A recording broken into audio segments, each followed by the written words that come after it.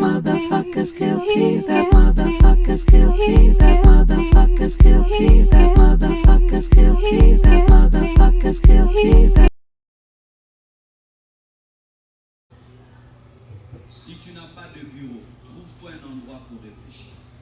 Mes frères, vous ne serez jamais des grands hommes si vous ne réfléchissez pas. Aujourd'hui, les gens ne réfléchissent plus. Nos cerveaux sont captivés par les écrans. Nos cerveaux sont captivés par les blagues de TikTok, les blagues à gauche, à droite, des nouvelles, plein de nouvelles. Tu te réveilles là, si tu n'as pas le contrôle de ton téléphone, tu auras même 1000 nouvelles qui n'ont rien à voir avec ta vie. Et ce qui fait aucune concentration sur ta vie. Combien d'heures tu passes en train de réfléchir sur ta vie? Car si tu ne peux pas réfléchir sur ta vie, comment tu vas réfléchir sur la vie? Alléluia. Mes frères, chers Congolais, dans la vie, on n'est pas tout le temps en train de danser, de rire, de blaguer. Non, un tel peuple ne se développe jamais. Vous n'allez pas réfléchir pour comprendre votre pays, comprendre votre histoire, comprendre votre futur et réfléchir. Réfléchir sur l'avenir de vos enfants. Les enfants que vous aurez vont vivre dans quel genre de monde? Si on est en train de vendre les terres et tout le reste, vos enfants et les enfants de vos enfants, est-ce que vous prenez le temps de réfléchir sur de telles choses? Les enfants vont vivre dans ce pays, et s'ils doivent vivre dans ce pays, comment doit être ce pays? Est-ce que vous y pensez? Vous envoyez des vidéos de blagues, on s'envoie des vidéos de blagues, on rigole, on rigole, on rigole. La journée passe, tu n'as même pas réfléchi sur ta vie. Tu n'as même pas réfléchi sur comment tu vas lancer ta vie. Tu n'as même pas un plan écrit de comment tu peux lancer ta vie. Tu n'as même pas eu le temps de réfléchir et d'écrire. Je vais commencer ici et je vais aller là, et puis là, et puis là, et puis là. Non. On se réveille, on rigole, on blague, on parle des autres, on dort. Et quand tu as les moyens, si tu n'as pas une chaise et une table devant laquelle tu réfléchis, tu écris, tu es un aventureux. Je te dis la vérité. Tous les hommes intelligents ont une table et une chaise pour réfléchir. Tous les hommes intelligents ont un endroit où ils vont méditer. Et ceux qui n'ont pas les moyens vont en forêt, ils vont dans un jardin, ils vont dans un endroit pour réfléchir. Être dans un endroit où il n'y a pas de bruit, où tu réfléchis. J'habitais un quartier, mes frères. Le voisin à gauche, il met la musique. L'autre là, c'est une église. Devant là, du bruit. Je prenais mes cahiers. Je quitte mon quartier. Je vais dans une église là. Parce qu'il y a le calme, je vais étudier. Je rentre le soir chez nous parce que je dois réussir. Et je refuse de ressembler à mon quartier. Et je refuse de ressembler à la médiocrité de mon quartier. Ce n'est pas parce que tu es entouré et distrait que tu dois être distrait. Ce n'est pas parce que tu es entouré de médiocres que tu dois être médiocre. Ce n'est pas parce que dans ton voisinage, personne ne va plus loin que son nez, que toi tu dois faire comme eux. Alléluia. Il réfléchissait sur comment il va rebâtir. Comment je vais rebâtir? Avec la pierre, avec du bois, avec quoi? Qui va m'aider? Qui va m'aider? Où est-ce que j'aurai l'argent? Où j'aurai les moyens? Mais comment je vais faire? La nuit, le jour. Pendant que tu réfléchis sur les choses, c'est alors que l'Esprit de Dieu te révèle comment tu feras pour sortir de la situation. Est-ce que je peux vous dire quelque chose? Nous prions beaucoup, nous réfléchissons peu. Est-ce que je peux vous dire encore quelque chose? Que le parler en langue ne te rende pas bête. Parce que la Bible dit que lorsque nous parlons en langue, qu'est-ce qui se passe? L'intelligence est stérile. Oh. Ah oui. Quand tu parles en langue, ton intelligence est stérile. Quand tu parles en langue, tu n'apprends pas le français. Quand tu parles en langue, tu n'apprends pas à retenir les versets. Quand tu parles en langue, tu ne réfléchis pas. Il faut avoir le temps de parler en langue et le temps de parler en français et de réfléchir en lingala ou en français, mais de réfléchir. Parce que lorsque tu vas prêcher, tu ne vas pas prêcher en langue. Lorsque tu vas gouverner, tu ne vas pas gouverner en langue. Maintenant, si toi tu pries en langue et tu ne réfléchis pas, tu auras une grande spiritualité, mais tu n'auras pas l'intelligence de ce monde. C'est la vérité, mes frères. Frères et sœurs, réfléchissez-vous. Oh, je dirigerai le Congo. Nous dirigerons le Congo. Tu ne réfléchis pas. Comment tu vas diriger un pays qui est comme un continent? Comment tu vas diriger? Mais tu vas tomber malade. Sachez ceci, que réfléchir, c'est comme la musculation. Un cerveau qui ne réfléchit pas, c'est comme les muscles qui ne transportent pas du poids. Et tu vois, quelqu'un qui transporte tout le temps du poids, tu lui donnes 50 kilos, il soulève. Et un cerveau qui réfléchit beaucoup, tu lui donnes des cas et des problèmes, il réfléchit, trouve les solutions. Mais un cerveau qui ne réfléchit pas, quand on te donne le problème, tu es fatigué, mais tu n'as rien fait. Pourquoi? Ah oui, mes frères, vous passez combien de temps en train de réfléchir? Je ne parle pas en train de vous soucier. Je ne parle pas en train de vous inquiéter, en train de réfléchir sur les problèmes et leurs solutions de manière pratique. Et où écris-tu tes réflexions? Où écris-tu tes réflexions? Certains appellent leurs réflexions des mémoires. C'est-à-dire, ils meurent, vous prenez ces livres. Réfléchis. Devenir chrétien, ce n'est pas l'enlèvement du cerveau. Le Saint-Esprit ne vient pas désactiver la réflexion en nous. Le Saint-Esprit ne vient pas faire ça. Sans cela, mes frères, nous allons dire amen. Des églises partout, des églises, le pays ne va pas se développer. L'Afrique ne va pas se développer parce que vous n'êtes qu'en mode. Priez, priez et priez. Et pas réfléchir.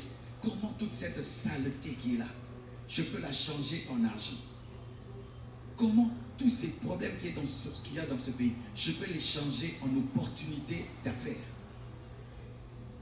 Si moi je dirigeais ce pays, qu'est-ce que je ferais et qu'est-ce que je ne ferais pas? Ce n'est pas un péché de réfléchir comme ça. Réfléchir. Je gagne autant, je dépense comme autant. Comment je peux faire pour réduire mes dépenses? Mes frères et sœurs, on m'avait offert une Jeep. Et je l'aimais bien. Et puis je me rendais compte qu'à la fin du mois, je n'avais pas de l'argent. Et puis on s'est assis avec ma femme, on a réfléchi. La Jeep nous coûtait $20 par jour. $600 par mois. Et en ce temps-là, je ne sais pas si je gagnais combien. Tout mon argent, 3/4, allait dans la Jeep. On a réfléchi. On a décidé quoi? On l'a vendu. Je m'en fous de rouler avec une belle voiture. Il faut que j'ai de l'épargne parce que j'ai des enfants. Et j'ai vendu, j'ai acheté une voiture qui ne me coûtait pas cher. Et ainsi, j'ai commencé à épargner, réfléchir. Mais toi, tu vas chasser l'esprit de pauvreté et de stagnation et des blocages et la sorcellerie du quartier, alors que ta sorcellerie, c'est ta voiture. Alléluia. Ton téléphone te coûte combien par mois? En mégas, en unités.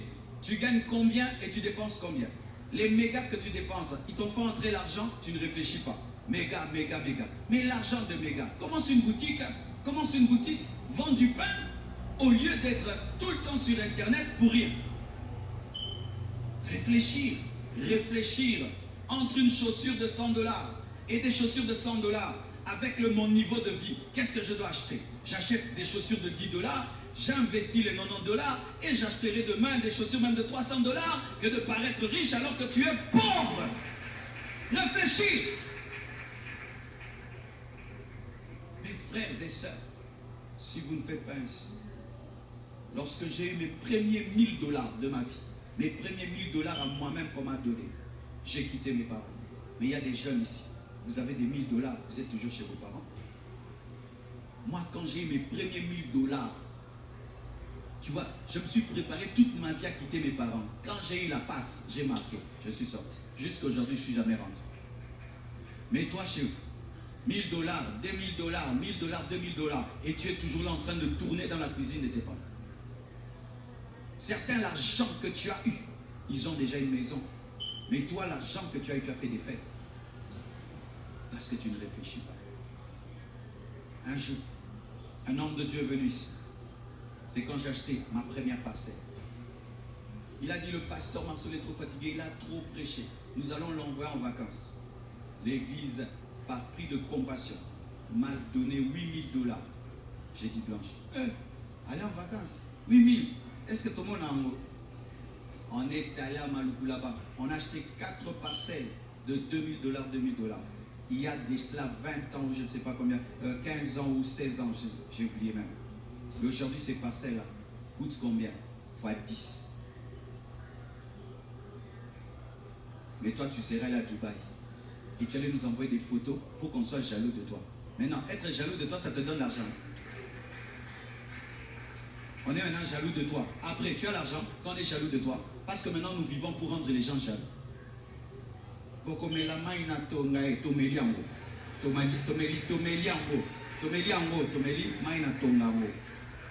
En français, on a bu l'eau de l'aiguille. L'eau de l'aiguille. Il y a des choses qui ne se disent qu'en français. Quand il y a là. Oui, pour rendre les gens jaloux. Alors que c'est l'opportunité pour que tu commences ta boutique. Il y a un homme qui est venu dans ce pays avec 20 $. Aujourd'hui, c'est un millionnaire. Hein? Pendant que toi, tu joues avec l'argent. Lui, il épargne. Il boit du lait et du pain. Seulement, il épargne. Et puis, il devient un grand homme. Oh, il a la sorcellerie. Il est plus intelligent que toi. La plupart des grands qui sont en train de monter aujourd'hui aux États-Unis, quand tu étudies leur histoire, presque tous ont commencé leur entreprise en dormant par terre, dans le bureau, en train de réfléchir, que ce soit Microsoft, que ce soit Facebook, que ce soit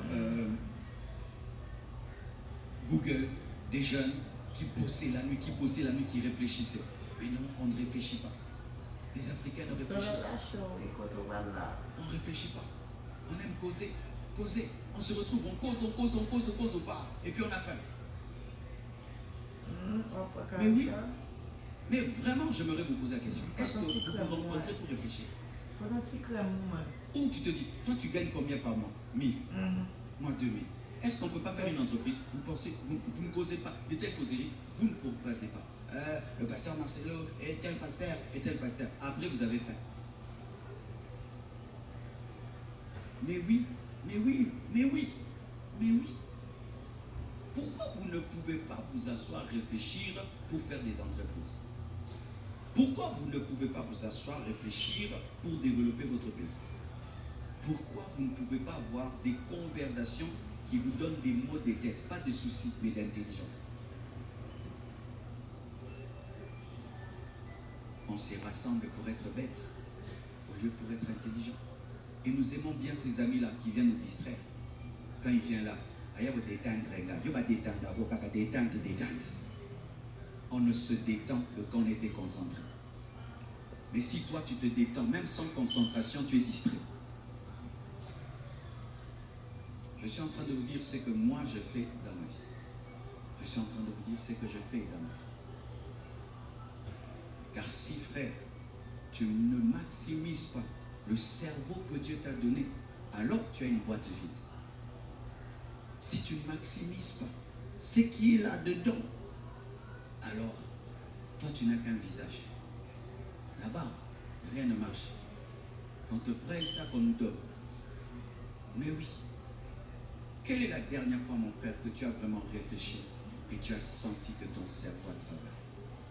Quelle est la dernière fois où tu as réfléchi des choses qui développent pour toi, pour ta famille, pour ta nation, pour ton église? Quelle est la dernière fois?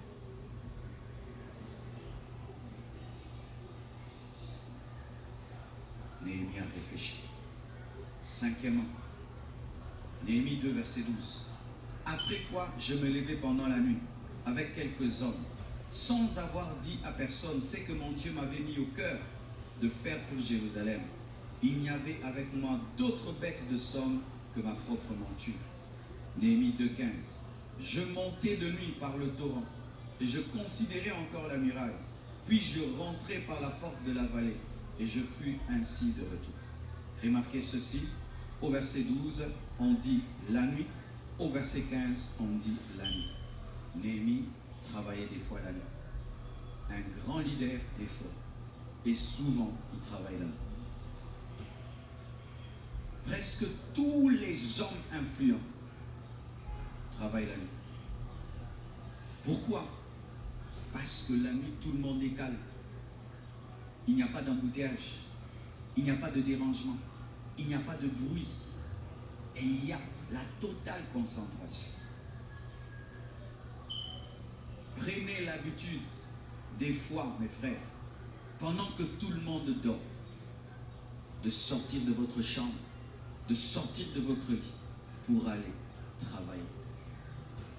Beaucoup de grandes révélations s'obtiennent la nuit. Beaucoup de grandes révélations s'obtiennent la nuit. Parce que ceux qui te dérangent dorment. Le commun de mortels dort. Regardez même dans cette ville. Nous avons des embouteillages, n'est-ce pas?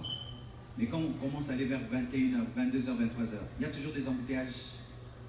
Si vous ne savez pas, mes frères, même dans ce pays, il y a 2 Kinshasa. Vous savez qu'il y a des gens dans ce pays. Pendant que je prêche là, ils dorment. Ils dorment. Quand on arrive à 23h, ils sortent. Parce que là, il peut faire 4 courses. Parce que, frère, en matière d'argent, si tu ne peux faire qu'une course par jour, comment tu vas être riche? Tu quittes ta maison à 7h, tu arrives à 18h. Quand tu rentres, tu es KO. Mais si tu as besoin de rencontrer 4 personnes, comment tu vas faire? Vous allez vous fixer des rendez-vous la nuit. Quand tout le monde dort, quand les hommes normaux dorment et se réveillent, il peut faire 20 minutes, il quitte sa maison, il va en ville, il traite un dossier, il quitte là, il traite un dossier. Essaie un jour de te réveiller la nuit et de rouler. Il y a des voitures qui sortent que tu n'as jamais vues. C'est lorsque eux prennent en main la ville. Il y a des gens que tu ne rencontreras jamais de toute ta vie.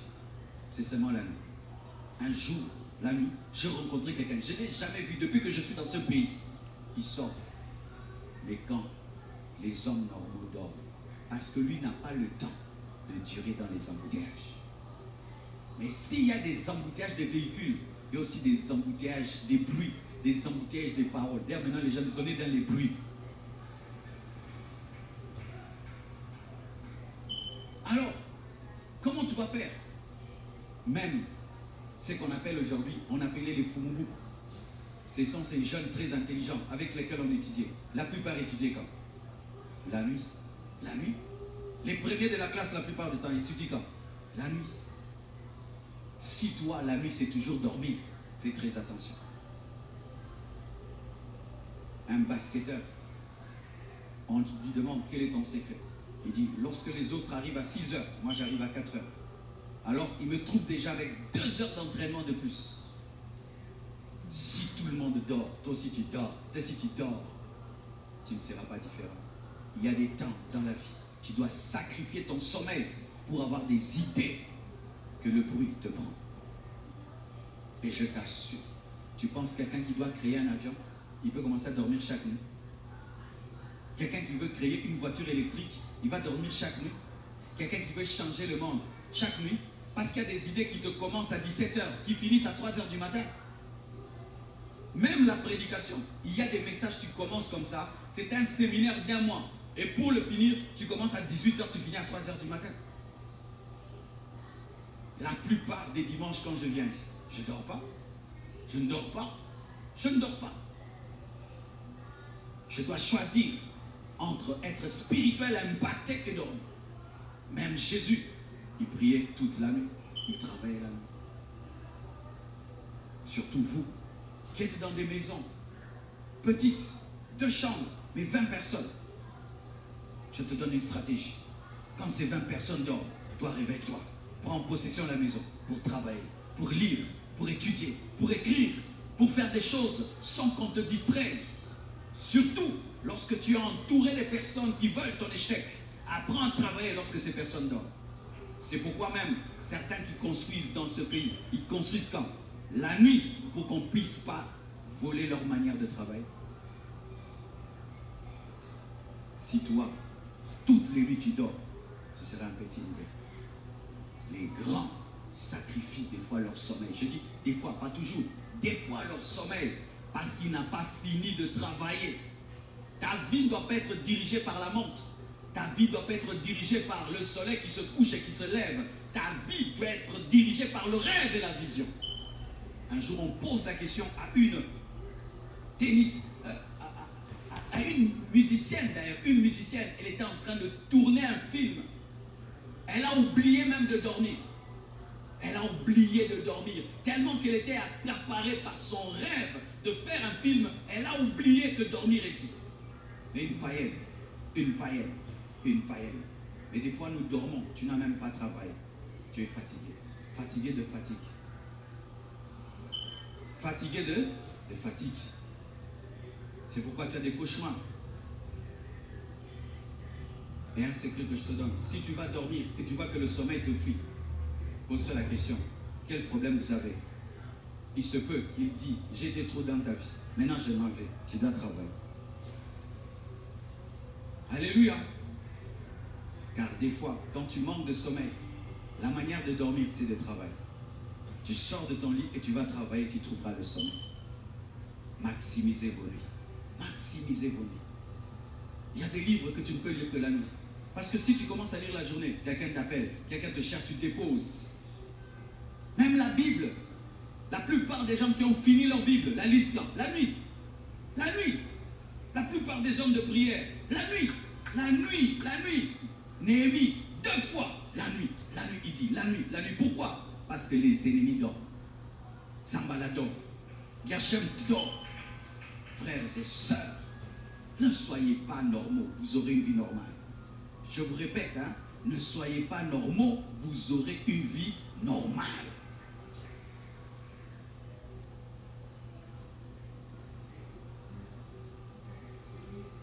Septièmement, je crois qu'un homme est béni. Alléluia. Sixièmement, Néhémie 2, verset 17. Je leur dis alors, vous voyez, les portes sont consumées par le feu. Venez, rebâtissons la muraille de Jérusalem, et nous ne serons plus dans l'opprobre. Et je leur racontais comment la bonne main de mon Dieu, là maintenant il commence à raconter, après avoir gardé le secret, la bonne main de mon Dieu avait été sur moi, et quelles paroles le roi m'avait adressées. Ils dirent, lèvons-nous et bâtissons, et ils se fortifièrent dans cette bonne résolution. Un bon leader doit être un bon communicateur. Il doit être un mobilisateur. Néhémie voit, après l'observation, que la muraille de Jérusalem est détruite. Et il se rend compte que j'ai vu, mais pour bâtir, il faut que nous soyons nombreux. Il faudrait que j'arrive à convaincre les gens de venir travailler avec moi. Et qu'est-ce qu'il fait? Il va leur parler. Il leur parle de sorte à réveiller leur patriotisme, à réveiller leur amour pour Jérusalem, leur amour pour Dieu, leur amour pour le peuple de Dieu. Et après qu'il ait écouté, ils disent, lèvons-nous et bâtissons. Un leader doit être un bon communicateur. Même pour diriger la chorale, si tu ne sais pas parler, tu vas dire que chacun porte l'uniforme. Tu n'as pas précisé l'uniforme, celui-ci vient en rouge, en bleu. Mais tu dois dire que chacun vient en uniforme, noir, blanc. Et seront en noir, blanc. Alléluia. Apprends à parler si tu veux être un bon leader. Apprends à parler. Et si les gens souvent se plaignent de ta manière de parler, si ces personnes sont objectives, corrige. Alléluia. Corrige. Travaille l'art de parler. Travaille l'art de communiquer. Travaille l'art de mobiliser. Travaille l'art de donner aux gens l'envie de faire ce que Dieu t'a dit et ce que tu trouves bon. Travaille cela. Ne dis pas, celui qui veut, il fait. Et celui qui ne veut pas, laisse. Alléluia. Vous me donnerez raison. Vous me donnerez raison. Un leader ne parle pas comme ça.